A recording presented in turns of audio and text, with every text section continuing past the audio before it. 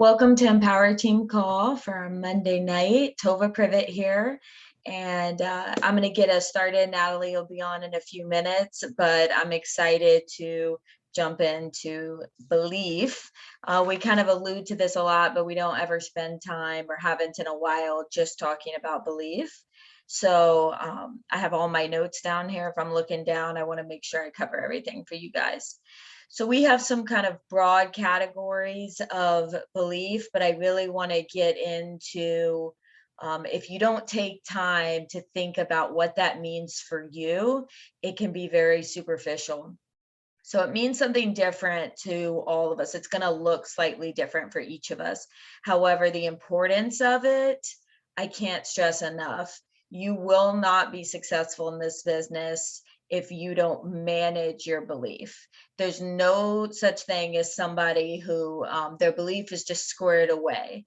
Now, some people are better at keeping their belief full, but you really have to think of it as maybe a plant that you have to water and you have to take care of and you have to weed. I think that's really the best analogy. And there's some plants that are lower maintenance and some plants that are high maintenance. So on that note, some of us struggle with belief and it'll be a little more high maintenance and need a little more time and attention in our belief than others. But you must identify what kind of plant you are and what your needs are and be okay with that and address it. So broad strokes, what I'm going to kind of talk to you guys about is where you find your belief, the types of things that will feed your belief. But these are really to just get you thinking. There are certain things that we all need to do, I would say, and then it kind of spins off into ones that are a little bit more individual. So as I tick through these, kind of think and take some notes about where do I stand on that front and how does that make me feel. A few questions I want you, if you can kind of write these down, and as I talk through the points, think about where you stand, like take a temperature check.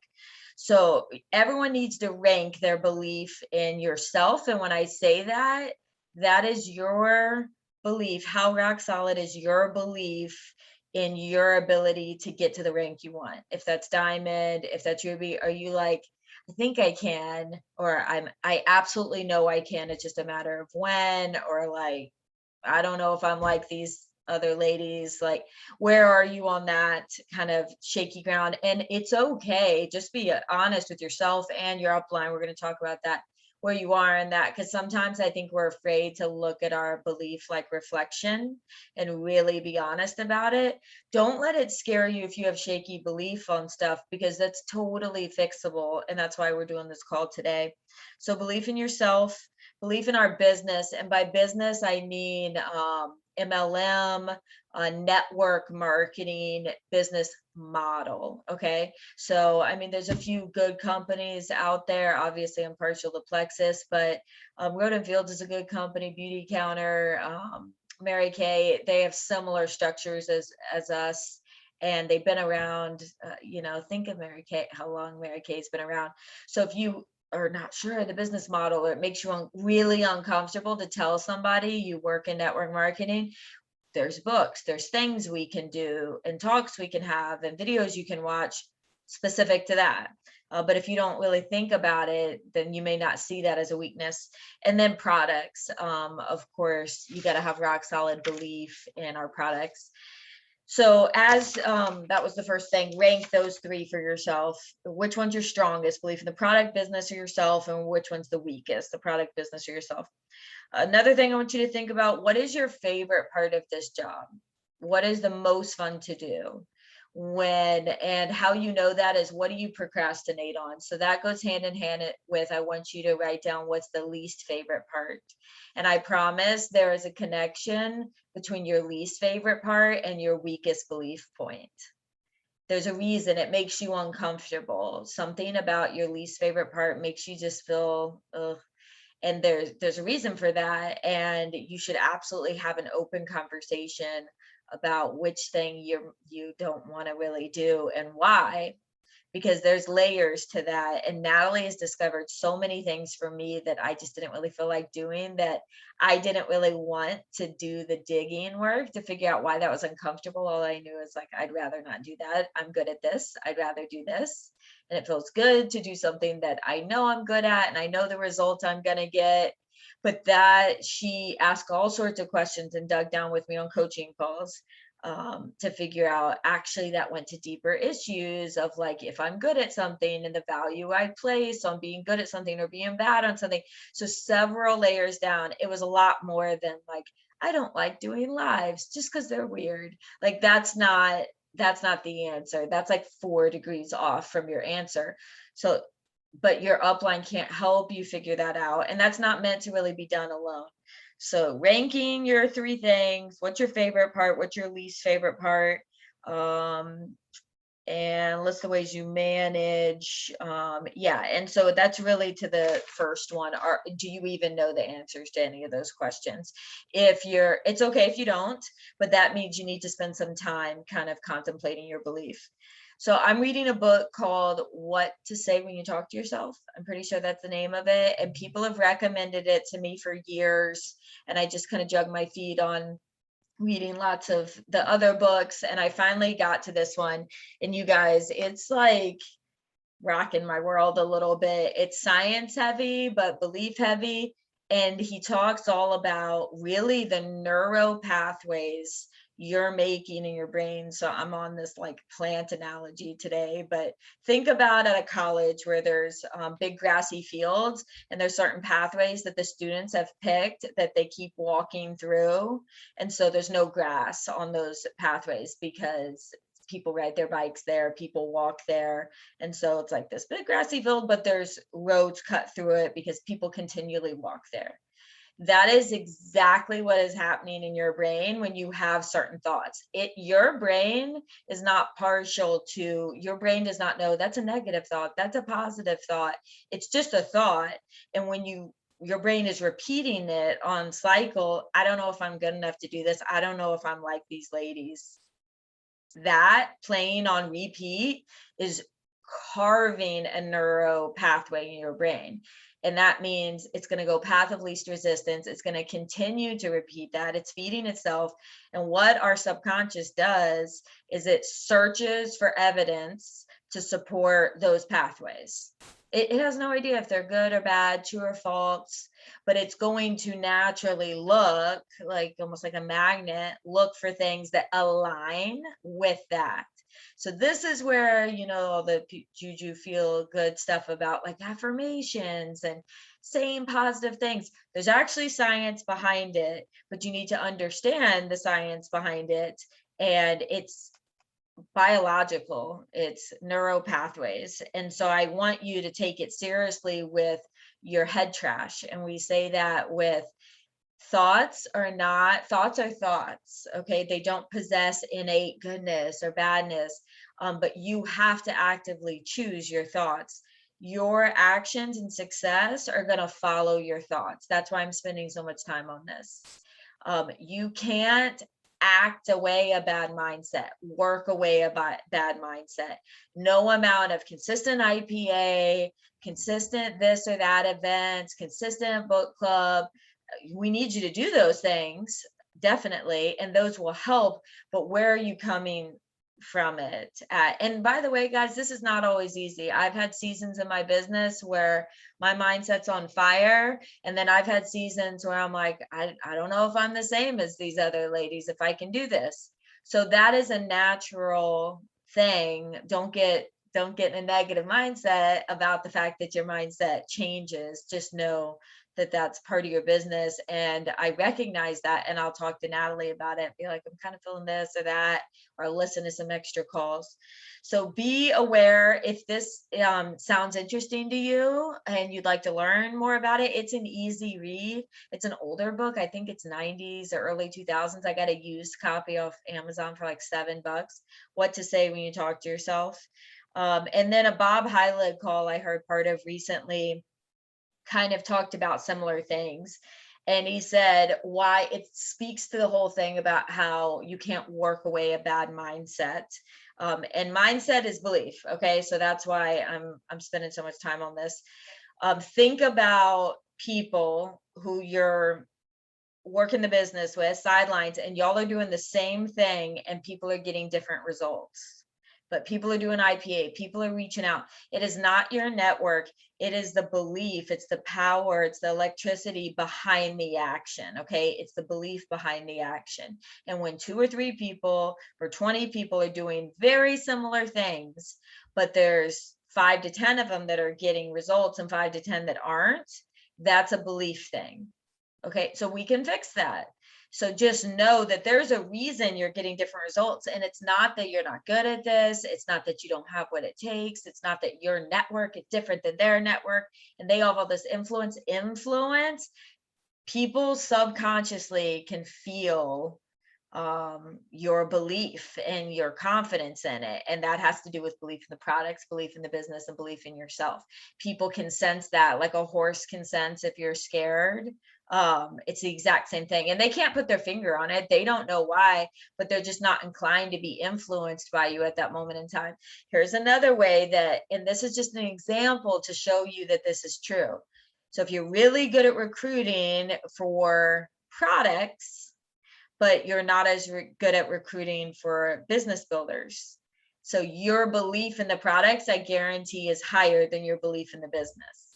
People sense that you like, man, these products probably rocked something about your health or someone you know's health, and you're dead set on, you don't really care what their objections are because you know these products work and you feel comfortable with it. And with the business, you don't have that same belief level. And so your actions follow your beliefs. So you're not as bold with it. You don't feel as good with the objections with it. You tell yourself more stories. This person's probably not interested. This person would think this of me. So what's your internal dialogue? So I encourage you to keep that in check. And recognizing that all these lack of belief things are usually tied to some sort of fear over something, fear of being misunderstood, fear of being judged, fear of failing your own goals. You have to work through fears and failures. So the quicker you become like okay with talking about fears and failures, which is uncomfortable, straight up uncomfortable, it is. But the more you do it, Amber Miller, Lori, they talk about this, that you're going to do things scared, you're going to do things uncomfortable. It's like getting into a cold pool. I promise, like at first it's the worst. I'm all about the analogies today. I don't know why, but hopefully it's helping somebody out there. So that's kind of the big takeaway that I would say with you guys. Really get into some mindset books, and that's a good spot to start. And we have more recommendations, but definitely get into a mindset book, even if you think you're squared away on it.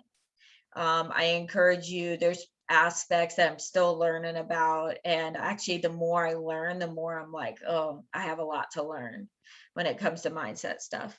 So what are some more, other than working on your self-talk, which I think is the foundation of the rest of your actions, by the way? A lot of the stuff I'm about to talk about will be happening if you have the right kind of belief. But there's some tangible ways that you just have to build belief. So one really great one that I think our team that helps with, that I'm going to make sure. So remember, I said a plant. There's never going to be a time that a plant doesn't need water. Natalie says belief leaks. So if you want to think of it like that, like a cup that's leaking, it is never contained and like, okay, I filled it up, I'm good. It's a living entity that you always have to do stuff with. So ways that you stay saturated, that's how I want you to think of it. How am I going to stay saturated? And the ways Kylie can stay saturated might be slightly different than the ways I stay saturated. Our team culture is one that is a common thread. How do we stay immersed in our team culture? So we stay active in the chats, and that doesn't mean every single chat. Talk to your upline about which chats to prioritize. That is okay to not be super active in every single chat. If you're in 4 or 5 chats, we'll tell you which ones are the most important. So don't feel bad about that. Team calls right here, being present here, that shows you guys are saturating yourself in our team culture and our team priorities. that is helping to build your belief. I have an opportunity to talk to you right now about belief. If you didn't show up, you obviously believe on some level that this is important, or you wouldn't have given me your time on a Monday. So that speaks to part of your belief. So bravo, right there.